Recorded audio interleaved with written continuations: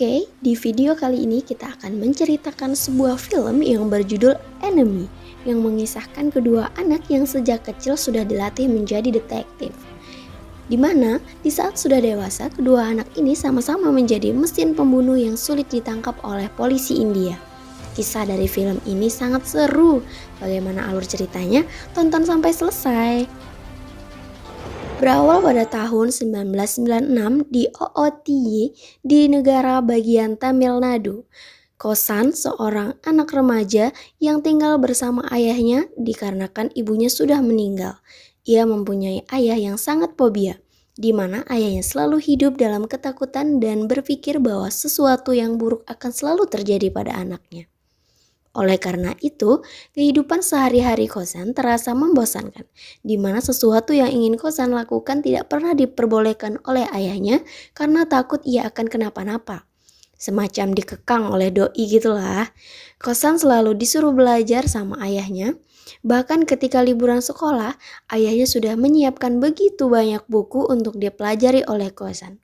Sembari menunggu libur sekolah selesai, sementara ayahnya akan menjaga toko sembako miliknya.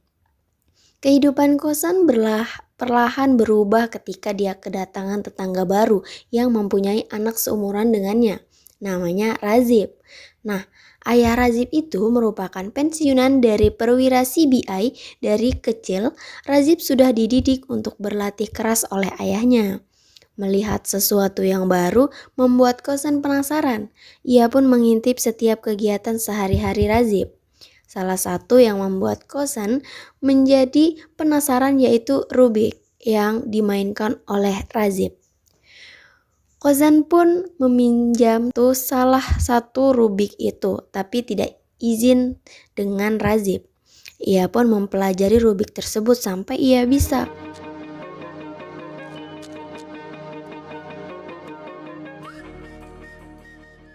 Ia pun kepergok saat akan mengembalikan Rubik yang ia pinjam sebelumnya. Hey! हमारे घर से चुराने की हिम्मत कैसे हुई? Mendengar alasan Kosan mengambil Rubik tersebut hanya karena penasaran dan sekarang dia sudah bisa menyusunnya, ayah Razib menjadi tertarik, lalu mengetes Kosan dan Razib.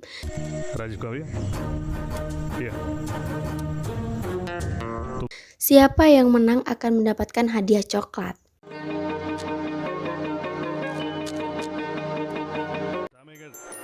Go.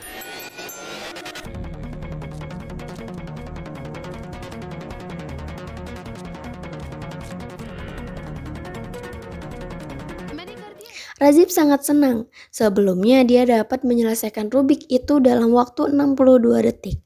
Sekarang menjadi 53 detik, tapi dia masih kalah cepat dari Kosan yang hanya memakan waktu 42 detik. Melihat ayahnya kagum pada Kosan, Razib pun ngambek seperti doimu yang ketika tidak dibeli sotong. Lalu ayahnya pun memberikan penjelasan kepada Razib. Ayahnya mengatakan kepadanya bahwa apa yang ia lakukan tadi sudah sangat luar biasa, di mana sebelumnya dia hanya dapat menyelesaikan Rubik tersebut dalam waktu 62 detik dan sekarang meningkat menjadi 53 detik. Ayahnya mengatakan karena adanya kompetisi tanpa kita sadari, persaingan bisa membuat kita menjadi lebih baik. Razib pun mendengarkan nasihat ayahnya. Akhirnya, ayahnya memutuskan untuk mendidik dan melatih mereka berdua. आधा तुम ले लो। Rajiv, give it back. Ayahnya mengatakan dalam pertandingan mereka sebagai musuh, tapi di lain waktu mereka harus menjadi sahabat, ucap ayahnya. Ayah Razib pun mengajari mereka fotografis memori, di mana itu merupakan kemampuan seseorang untuk mengingat peristiwa mulai dari gambar, warna, angka, suara, dan hal-hal lainnya dengan sangat tepat. Ingatan yang sudah terekam di dalam otak kemudian bisa dengan mudah ditarik kembali kapanpun dibutuhkan.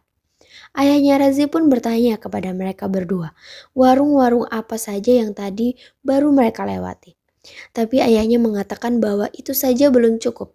Ayahnya pun memperlihatkan kepada mereka berdua sedikit skillnya di mana ayahnya Razif bisa menjelaskan kembali kejadian apa saja yang baru tadi dia lihat secara detail hanya dengan memejamkan matanya.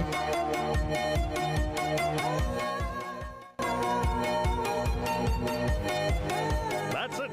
तुम्हें ठंड लग रही है? No, Dad. प्रकृति, तुम्हें प्रकृति को अपना साथी मानना चाहिए।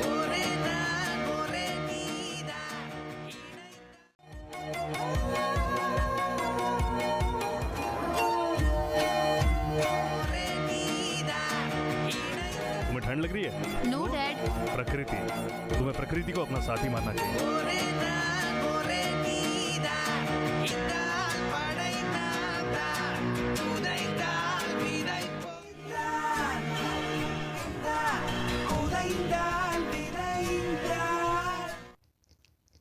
Berbanding terbalik dengan ayah Kozan, ayah Razif tidak begitu panik ketika alergi Razif kambuh karena tidak sengaja memakan siput. Hello, uncle Rajeev prawns खाने मेडिकल स्टोर से एलेग्रा की दवाई मिल जाएगी। Allegra. Untuk menguji sejauh mana perkembangan mereka, ayah Razif sempat meminta seorang polisi berpura-pura menjadi pencopet. Thanks. ए राजीव, तुम यहाँ क्या कर रहे हो? लगता है बारिश होने वाली। ने उस लड़की को क्या दिया? तुम इतनी बड़ी लड़की के साथ घूम रहे हो? Ia meminta Razif dan Kozan mengamati keadaan sekitar selama 18 detik untuk mencari tahu apakah ada hal yang terlihat mencurigakan. Razif menyimpulkan bahwa pria yang berjaket hitam di belakang seorang pencopet. Terlihat dari gayanya yang seolah-olah menunggu bus, tapi sebenarnya orang itu lagi menunggu kelengahan dari target yang ada di dekatnya untuk dicopet.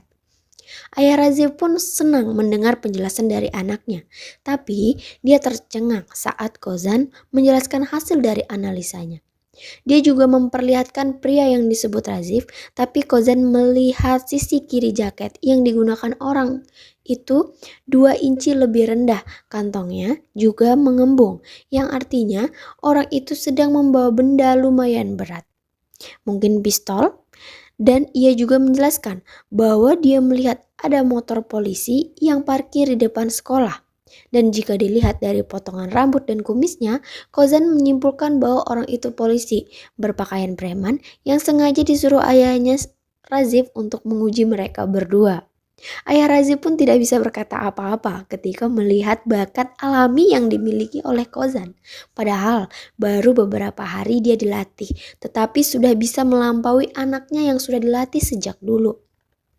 Singkat cerita, Razif berhasil mengalahkan Kozan bermain catur, sementara Kozan merenungi apa penyebab kenapa dia bisa kalah. Razif yang tadi dipanggil oleh ayahnya tiba-tiba berteriak. Rupanya ayah Razif sudah tewas. Razif berkata tadi ada orang yang datang menikam ayahnya kemudian langsung kabur. Alhasil mereka berdua pun dimintai keterangan di kantor polisi. Kozan sedikit kesal kenapa mereka malah diinterogasi seperti tersangka. Sementara polisi belum mengumpulkan bukti apapun untuk mengungkap kasus ini. Kozan pun berkata, mendingan kita sekarang ke TKP mengumpulkan bukti sebelum pelakunya kabur lebih jauh. Alhasil inspektur menjadi emosi mendengarnya dan berkata, Anda jangan mencoba mengajari saya. Anda bisa saja saya tahan. Tahan saja, emangnya kalian punya bukti, ungkap Kozan. Tak lama kemudian datanglah ayahnya Kozan yang langsung memohon-mohon kepada inspektur agar anaknya dibebaskan. Akhirnya inspektur pun mengizinkan ayahnya Kozan untuk pulang membawa anaknya. Tetapi apabila Kozan membutuhkan bantuan, Kozan diwajibkan datang ke kantor polisi. Sudahlah ayahnya penakut, ditambah takutin pula oleh polisi kenalannya. Katanya inspektur, itu orangnya agak aneh dan sulit ditebak sifatnya. Mendingan bawa Kozan jauh-jauh meninggalkan wilayah ini. Di mana Kozan kekeh minta dibawa ke TKP. Menurutnya, jika polisi tidak bisa mengumpulkan semua bukti yang ada di TKP kurang dari 6 jam, mereka tidak pernah akan bisa mengidentifikasi pelakunya. Tapi ayahnya yang sangat penakut ingin anaknya melupakan masalah ini. Lalu ketika ayahnya akan mengakhiri hidupnya, walah ada saja ayahnya si Kozan ini ya. Akhirnya, ayah Kozan pun berhasil membuat Kozan mengikuti perkataannya dan berhasil tidak akan berhubungan lagi dengan hal-hal yang ada sangkut pautnya dengan polisi dan menuruti semua kemauan ayahnya. 25 tahun kemudian, cerita beralih ke Singapura, di mana tenaga kerja asal India sedang melakukan demo di depan kantor polisi. 3 bulan sudah mereka diberhentikan, tapi pihak perusahaan masih menahan paspor dan gaji terakhir mereka. Di mana oleh sebab itu mereka pun tidak bisa mencari pekerjaan di tempat lain. Dan sekarang keahlian itulah yang dituntut oleh masyarakat asal India di sini agar polisi segera bertindak. Ganesh yang sudah lama tinggal di Singapura pun meminta bantuan kepada polisi Murthy. Tapi Murthy tidak bisa berbuat banyak karena pihak perusahaan menyatakan bahwa para pekerja tersebut kontraknya tidak diperpanjang dan mereka bebas mencari pekerjaan. Untuk membuktikan kalau pihak perusahaan berbohong, harus ada keputusan dari pengadilan, ungkap Murthy. Berpindah ke sebuah lokasi, terlihat di sini ada ayahnya Kozan. Nah, saat itu Kozan dan ayahnya sudah pindah ke Singapura bersama toko ayahnya. Seorang anak yang bernama Pinky pun berkata kepada ayahnya Kozan, pasti sekarang Kozan sedang bertindak karena melihat orang-orang dari negara mereka lagi kesusahan. Ayahnya Kozan yang mendengar hal itu pun langsung menelpon Kozan. Kozan bilang dia sibuk mengantarkan dari orang-orang. Padahal si Kozan ini sedang berada di atas gedung, di mana selain menjaga toko ayahnya, Kozan ini juga bertugas mengantarkan barang-barang yang dipesan oleh orang melalui aplikasi online. Setelah membobol sistem keamanan yang ada di gedung itu, Kozan langsung melancarkan aksinya dengan menerobos ke dalam untuk mengambil paspor sekaligus gaji milik orang-orangnya yang ada ditahan.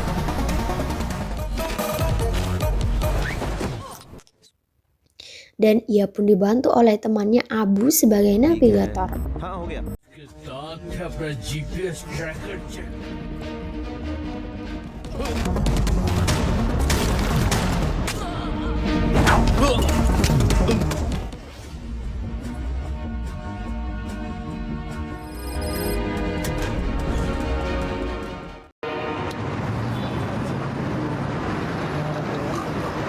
Biryani खाकर पेट भरकर यहाँ पर पड़ो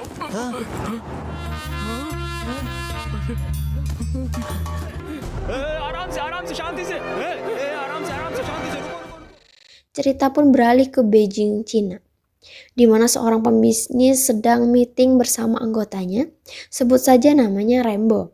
Rembo mengajak mereka untuk menghabisi Menteri Luar Negeri India yang telah membuat mereka rugi. Karena menteri tersebut anti Cina yang melarang produk-produk dari Cina masuk ke India.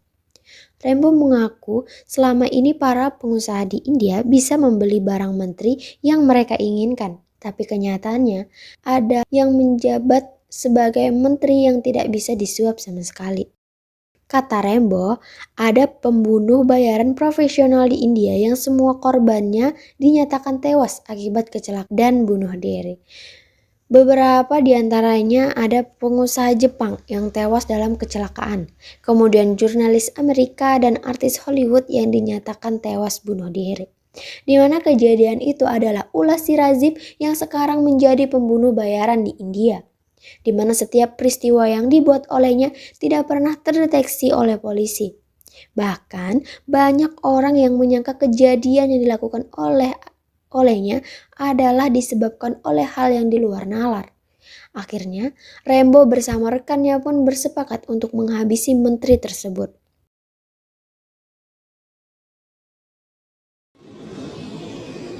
Nah, ini dia Razif, di mana ia baru mendarat di Singapura.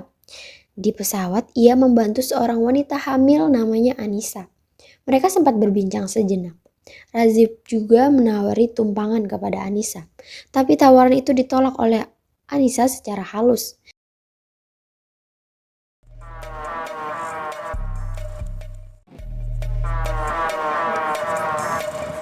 Dan setibanya di hotel, ternyata mereka menginap di hotel yang sama.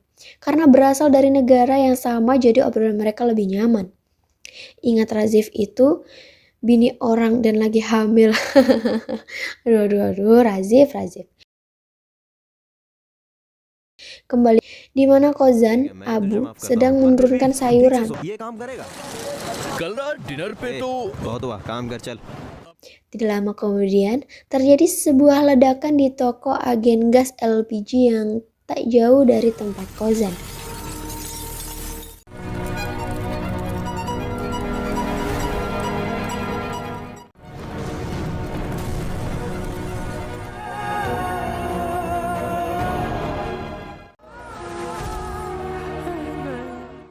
Dua dari beberapa korban yang tewas adalah pendemo kemarin yang baru dimasukkan Kozan kerja di tempat tersebut.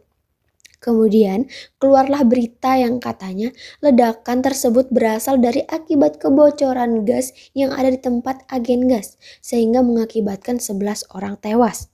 Dan ketika Kozan mau pergi, dia melihat ada bangkai anjing di TKP. Lalu Kozan bertanya kepada tetangga, anjing ini kenapa tidak dibawa petugas? Orang tersebut pun kaget karena sejam yang lalu anjing tersebut masih sehat.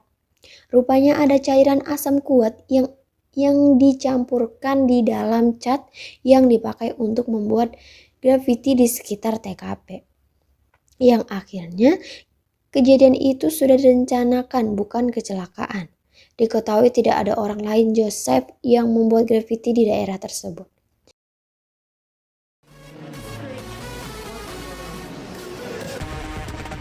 Hey, रुक!